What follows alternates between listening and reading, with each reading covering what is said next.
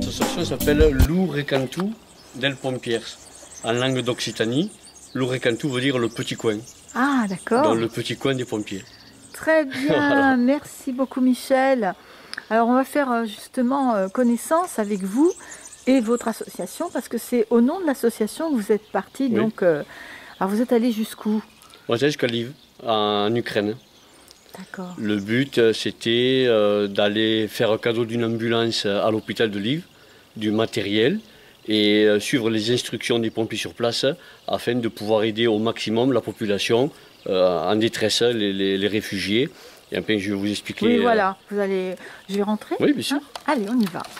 Là, vous avez déjà des engins qui sont plus utilisés. En fait, l'association s'appelle donc Lou-Recantu del Pompiers, et elle se divise en deux parties. La partie musée et la partie historique. Là, il y a une partie de vieux camions qui ont servi dans le département de l'Hérault. Et de l'autre côté, il y a une partie musée sur l'histoire de France et des pompiers. Et la découverte des drapeaux du monde entier à travers les voyages que j'ai faits, où je ramène à chaque fois des tenues de pays étrangers. Et quand les écoles arrivent, le but c'est de découvrir les pays du monde entier. D'accord, ça sera l'occasion de faire un autre reportage, vous permettez, si vous voulez, avec plaisir, oui. Avec plaisir. Là, on va s'occuper de l'Ukraine aujourd'hui. Allez, très bien. Allez. Donc, ce sont que des vieux camions en fait, la départementalisation est arrivée en 1996. Et jusqu'à là, on appelait ça des pompiers communaux. Et chaque commune avait des camions à eux, qu'on restaurait, qu'on trafiquait. Ce n'était pas vraiment des camions, des vrais camions de pompiers, comme ce de Lahaye qui est là, de 1951. Il a été transformé par le chef de centre qui s'appelait Monsieur Marchand. Alors lequel? Le turbo, le vieux, enfin le vieux, c'est vrai. Celui-là, le très vieux. Oui, il est de 1951. Oui, en effet, oui. Et c'est un camion qui a servi à faire brûler les poudres après-guerre. Il y avait la voie ferrée qui montait jusqu'à Bédarieux. Et tout le reste de poudre d'après-guerre qui restait dans le canton, on allait la faire brûler en garrigue. Et pour pas qu'il y ait de propagation, ce camion a servi à faire brûler le restant des poudres. D'accord. Et en fait, tous ces camions-là ont servi à Mont-Blanc, à Agde, à Pézenas, à Saint-Ibéry, à Sérignan. Ah oui. Et c'est des camions que je suis allé chercher parce qu'ils étaient appelés à la destruction. Et en fait, je les ai conservés parce qu'il y a encore des gens vivants qui ont travaillé dans ces camions. Et je pense que c'est un honneur de les avoir conservés par rapport à ces gens-là. Oui. Et tous ces tuyaux, alors là aussi Alors ces tuyaux, ce sont en fait, les pompiers usent des tuyaux. On est bien d'accord. Et quand la longueur légale d'un tuyau en France doit faire 20 mètres. À partir du moment qu'il est crevé, on va le jeter. D'accord. Alors moi, je les récupère. Je les remets en eau grâce à ce robinet d'incendie et je les coupe à la demande de la fuite. Je retourne voir les pompiers qui m'aident à les raccorder et ces tuyaux ils vont avoir une seconde vie à Madagascar. Ah, super. Ce sont des gens qui, la dernière fois que je suis à Madagascar, ils n'avaient que 4 tuyaux dans un camion et ils n'arrivent pas à atteindre les incendies puisqu'en dehors de Diego Suarez, la ville coloniale, ce sont que des bidonvilles. Et ils n'ont pas pensé à laisser des passages pour les camions d'incendie. Donc ils n'ont même pas assez de longueur pour arriver aux incendies. Ah là là. Donc grâce à ces tuyaux, dites donc. Bon, tout ça c'est à jeter. J'ai sélectionné donc la fuite. Et une fois que j'ai sélectionné la fuite, je garde la partie la plus longue et je les raccorde. Donc je vais aux pompiers et grâce à des raccords, je remets des raccords, eux ils ont une machine, on me sertit et tout ça c'est bon à utiliser. Très bien. Et donc je vais les envoyer à Madagascar. Ah c'est chouette hein. Madagascar, les Grandes Comores. Oui. Super, donc c'est un peu criard mais ça va partir au mois d'avril. D'accord. Voilà. Vous êtes combien dans votre association Michel? On est une vingtaine. Oui. Alors mais tous des pompiers alors? Que des pompiers oui. Pompiers et infirmières. Donc j'ai un formateur qui est à La Réunion, qui s'appelle Thierry Juan.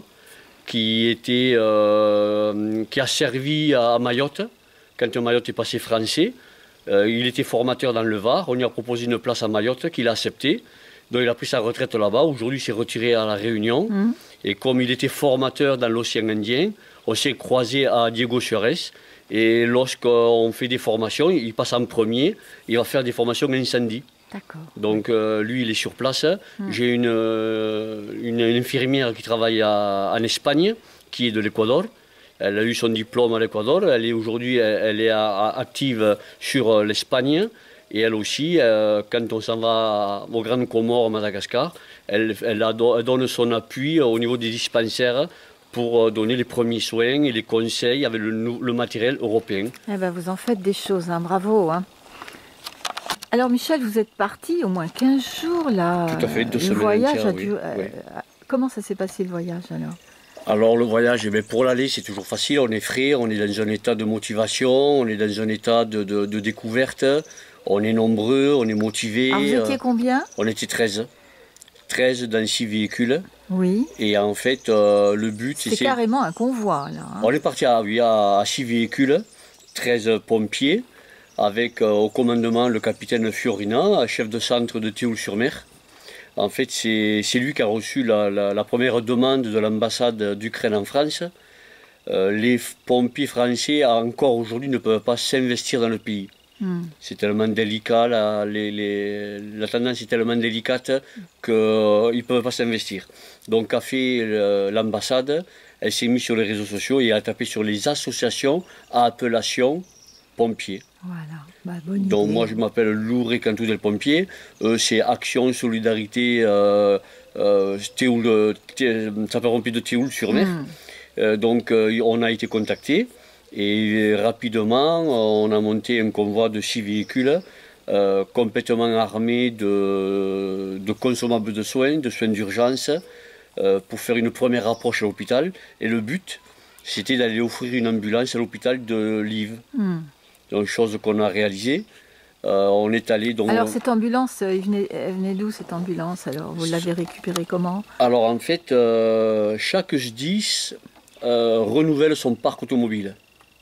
Chaque 4 ans, 5 ans, il y a des camions qui vont être recyclés pour avoir un parc en matériel relativement neuf.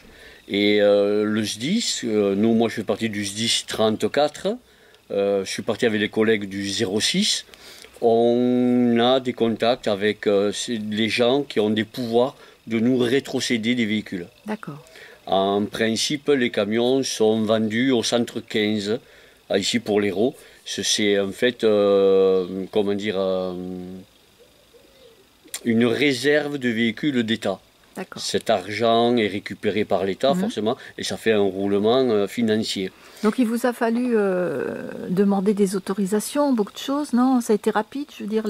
Oui, alors comme c'est l'ambassade qui nous a contactés, on était en relation avec l'hôpital, on était en relation avec la frontière, avec les pompiers polonais qui nous ont amenés jusqu'à la frontière, et on avait des papiers officiels pour pouvoir traverser cette frontière, qui a été quand même assez compliquée à traverser. Voilà. À partir du moment qu'on a passé la frontière en Ukraine, ce qu'on voit à la télé, malheureusement, c'est une réalité. Oh, c'est ça, Il y a beaucoup de barrages avec ces grandes croix en fer qui sont construites rapidement pour les antichars.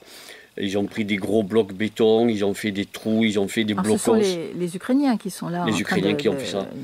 On retrouve des gens en armes, de tout armement, du fusil de chasse à la Kalachnikov.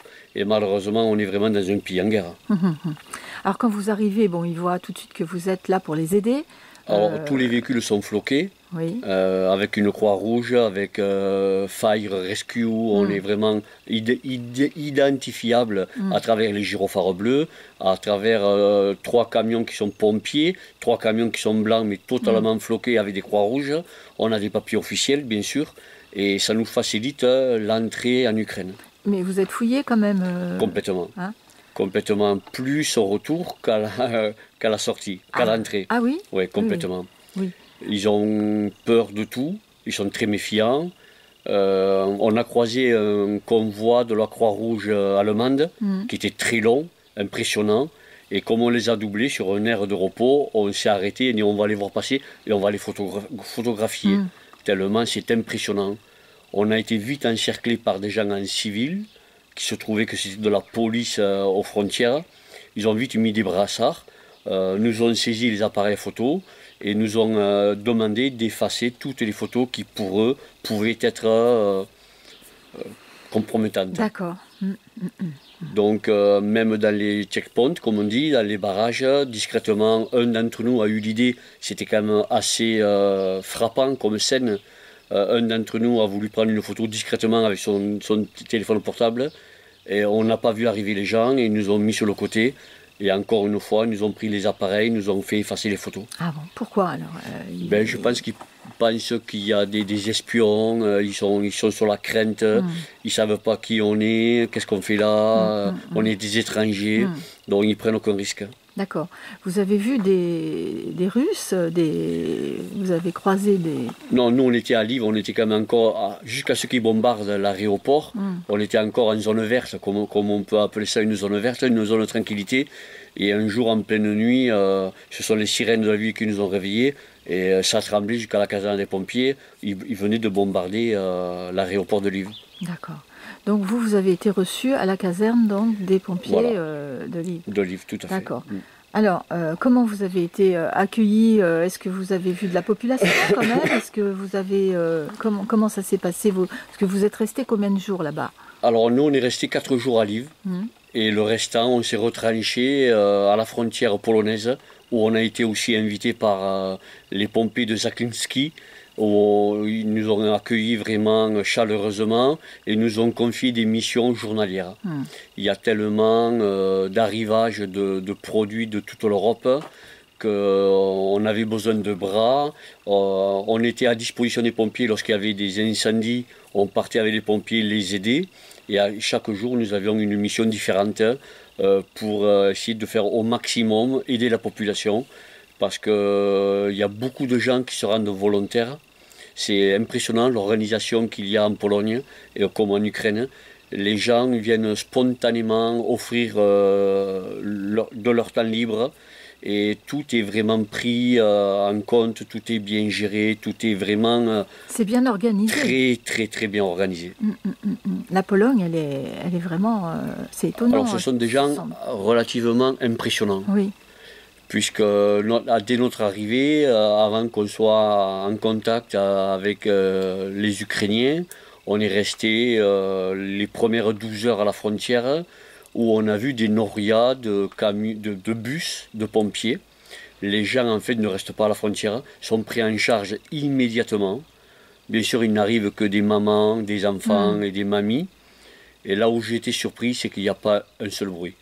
Ah bon? Pas un seul cri. Pas un seul pleur. Qu'est-ce que c'est? Les gens sont comme les résignés? gens sont comment? Je sais pas. J'ai été surpris par ce silence, cette organisation. Il n'y a personne qui s'affole, il n'y a personne qui parle fort. C'est géré de main de maître. À 500 mètres de là, il y a un gymnase qui est plein, forcément, avec des lits picots. Toutes les familles sont là en attente. Ils ont organisé un point restauration où les gens spontanément viennent donner de leur temps et ça cuisine non-stop, jour comme nuit. Et les dames viennent se restaurer avec leurs bébés, leurs enfants. Personne ne se plaint, personne ne pleure, personne ne crie. Le gymnase est surpeuplé. Tout le monde a son petit lit et personne ne dit rien. Ça doit être impressionnant. C'est assez choquant. Parce que vous qui participez beaucoup à aller dans les pays qui ont besoin d'aide, etc., comme vous m'expliquiez tout à l'heure, là, se retrouver dans un pays en guerre, vraiment... J'ai pas les mots pour vous expliquer cette façon que les gens avaient de se comporter. Un peu plus loin, à 1,5 km de ce gymnase, je ne sais pas s'ils avaient évacué un centre commercial, mais un centre commercial était à disposition avec tous les drapeaux de pays concernés. Donc ça, c'était en Pologne. En Pologne, à la frontière, juste à la frontière d'Ukraine. Et les gens faisaient tous les documents administratifs. Et pareil, pas un bruit, pas un son. On se demandait si c'était des Polonais, on se demandait si c'était des réfugiés. Personne ne disait rien. Personne ne se plaignait, sous couvert de l'armée. Les gens venaient avec des papiers administratifs et prenaient des directions différentes à travers des divers organismes sur place. Chacun trouvait un moyen pour s'enfuir. Et tout ça dans le silence. Oh là là, c'est... Dans ce même centre commercial, dont il y avait la zone de fret derrière, où les gens venaient déposer leurs dons. J'ai vu des Italiens, des Allemands, des Anglais, des Français. Tout le monde venait au quai de déchargement. Des pompiers étaient là et triaient sur des palettes qui étaient filmées automatiquement et systématiquement, qui étaient retirées avec des élévateurs pour aller dans d'autres centres de tri. Et tout ça encore dans un silence et un calme impressionnant. Le portail était sous surveillance de l'armée polonaise et on n'avait pas l'impression qu'on était dans un état de guerre. C'est une solidarité énorme en fait. Impressionnante. Impressionnante. Tous les pays sont concernés. Je vois à la télé que les gens donnent, que les gens envoient, mais je ne pensais pas que ça arrivait autant en masse par des pays comme l'Allemagne qui étaient avec des 4-5 semi-remorques en convoi. Alors une chose qui m'a frappé, c'est dans ce fameux centre commercial, quelque chose m'interpelle, c'est 4 drapeaux espagnols. Moi je suis de famille espagnole, donc, donc ça m'interpelle relativement. Et comme on est des latins, je lance une boutade, comme on sait le faire dans le sud de la France. Et en fait, ce sont des Espagnols qui se sont déplacés depuis Madrid, qui ont cassé le moteur de leur véhicule à Barcelone, sont repartis à Madrid changer de véhicule et sont montés avec un camion frigo, des groupes électrogènes, des barnums, des paillas géantes et ont offert jusqu'à 1000 repas par jour, uniquement sur la solidarité et leur bon cœur et leur bon vouloir de nourrir des gens qui n'avaient pas les moyens de se nourrir à ce moment-là. Et ces Espagnols sont restés 15 jours à la frontière en faisant tourner 3 paillas géantes et en offrant 1000 repas par jour. Donc nous aussi qui étions un petit peu bousculés par le temps, je me suis donc rapproché de ces Espagnols en disant que nous étions 13 pompiers et qu'on ne voulait pas déranger leur façon de travailler, puisqu'on n'était pas vraiment dans le besoin.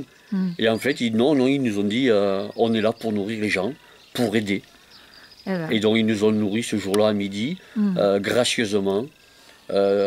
Cette solidarité qui s'est créée. Ah oui, c'est vraiment touchant. Hein. Alors ça montre quand même dans ce désastre, on va dire, dans cette horreur de ce qui se passe, qu'il y a quand même des belles choses.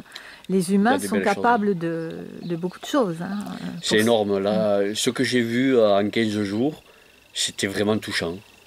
Cette solidarité, ces gens qui étaient là pour aider les autres, sans rien demander en retour, uniquement pour l'entraide humaine. C'est ça. Le maillon de la chaîne humaine. Et vous étiez parti aussi avec des colis aussi Alors, nous, les 6 véhicules étaient pleins de médicaments consommables de première urgence qu'on a laissés à l'hôpital de Live.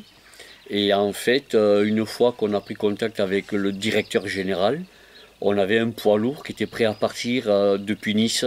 Et on attendait de faire le point avec l'hôpital pour savoir quels étaient vraiment leurs besoins immédiats. Et quelques jours après, on a eu 3 collègues. Ils sont partis le vendredi parce qu'on était en fin de semaine. Une compagnie de transport du 06 leur ont prêté un véhicule poids lourd de 40 mètres cubes. Ils ont fait 2000 km pour monter. Le temps de décharger. Ils sont repartis 2000 km pour que le camion soit le lundi matin prêt à partir travailler. On peut leur dire merci à tous ces gens. Alors déjà, ces 3 garçons, c'est un peu fou, c'est fou, c'est dingue. Se faire 4000 km le temps d'aller et de revenir, je pense que c'était même un peu dangereux. Mais ils étaient sur les starting blocks à attendre notre appel et pour vraiment choisir les matières qui étaient le plus important à amener. Et donc ils ont fait 4000 km le temps de monter et de revenir.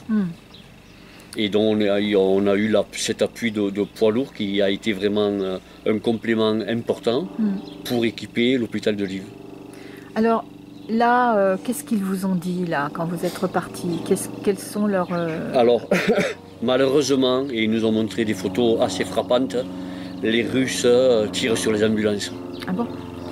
Donc ils ont perdu beaucoup d'ambulances. Cette ambulance, nous on l'a donnée à Lviv, mais elle est déjà sur le front. Elle est déjà à Kiev. Bon, à part, je ne sais pas combien de temps elle va durer, mais en fait ils ont besoin d'ambulances. Parce que les Russes tirent sur les ambulances. Donc, on a vu des photos aussi, c'est malheureux. Hein, on dit ne tirez pas sur les ambulances, mais ils détruisaient les ambulances. Et donc ils ont du mal à récupérer les gens et à les amener dans les hôpitaux, parce qu'à part manque de moyens, quoi. Alors, il existe peut-être d'autres ambulances qui pourraient être livrées. Alors, chaque SDIS de France, nous, le département du 34, sont montés avec 3 véhicules qu'ils ont fait cadeau aux pompiers à la frontière, parce que ça commence à devenir un peu délicat. Et les pompiers polonais vont les distribuer là où il y en a besoin. Et les pompiers de France ont fait un convoi de je ne sais trop combien d'ambulances à but de dons humanitaires. Mais bon, la folie humaine, je ne sais pas où est-ce que ça va aller, mais bon, tirer sur des ambulances, j'ai du mal à comprendre. Alors vous, par rapport à votre métier de pompier, à vos collègues, à toute cette solidarité, vous devez être quand même très, très, très heureux de voir ce qui se passe dans la solidarité. Ben, je vous dis encore une fois, c'est très surprenant de voir cette mobilisation qui s'est créée. Bon, on croit qu'on en est à 20 jours de guerre, mais tous ces gens, il n'y a pas que les Français qui y vont, hein, c'est tous les pays européens qui apportent leur aide. Oui, en effet, on dit que les pompiers c'est une grande famille, mais là, sur le coup, j'ai pu me rendre compte vraiment de l'efficacité de tous ces gens qui se mobilisent. Merci Michel d'avoir organisé tout cela avec tous vos collègues. Donc vous me donnerez des photos que je mettrai à la suite de cette interview. Merci beaucoup au nom de tous. Avec plaisir. Go,